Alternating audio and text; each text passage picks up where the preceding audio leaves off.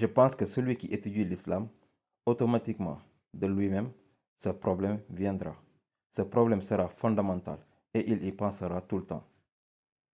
Je pense qu'une personne qui commence sa religiosité ne sera et ne doit pas être rapprochée avec cette question. Il devra plutôt se concentrer sur les connaissances de base. C'est quoi l'islam? C'est quoi l'iman? C'est quoi le tawhid? Comment adorer Allah? Pourquoi adorer Allah? Augmenter les prières, augmenter la lecture du Coran, mettre l'accent sur la spiritualité, mettre l'accent sur la vision mondiale de l'islam.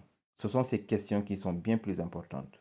Et moi personnellement, dans mes propres interactions, quand je rencontre des musulmans encore et encore, je ne sors jamais de mon chemin pour insister sur le problème de la barbe.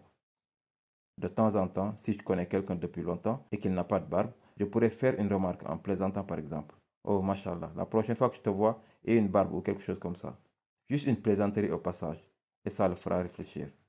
Je ne le fais pas s'asseoir pour lui donner une grande conférence. Je ne pense pas que ça soit approprié, et je pense que cela fait fuir beaucoup de gens qui ont été élevés dans l'environnement occidental. Je pense que cela repousse les gens. Ils sont déjà convaincus que c'est un problème qui n'a aucune importance. Je pense que l'introduire de cette manière, d'une manière brutale, n'est pas sage.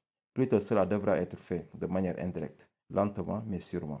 Je n'ai jamais vraiment de problème avec cette question. Lorsqu'une personne atteint un niveau de foi et de religiosité, alors s'ils veulent suivre la sunna du prophète sallallahu alayhi wa sallam, l'une des manifestations les plus évidentes de cela est la barbe. Et donc je n'ai jamais vraiment eu de problème avec cette question. Construisez votre spiritualité et la barbe viendra automatiquement. Est-il approprié de mettre sur le même pied le hijab et la barbe à cet égard? Pas du tout. Ce n'est définitivement pas pareil. Car les preuves sur le hijab sont coraniques.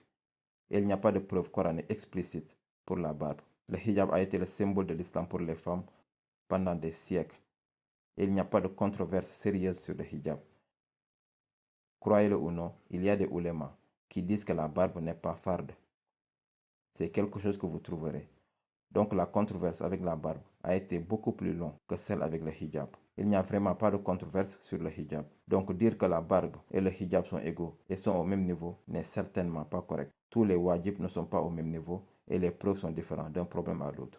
Donc les preuves pour le hijab sont beaucoup plus explicites, beaucoup plus coraniques, beaucoup plus grands que les preuves pour la barbe, même si je pense que les deux sont fardes obligatoires.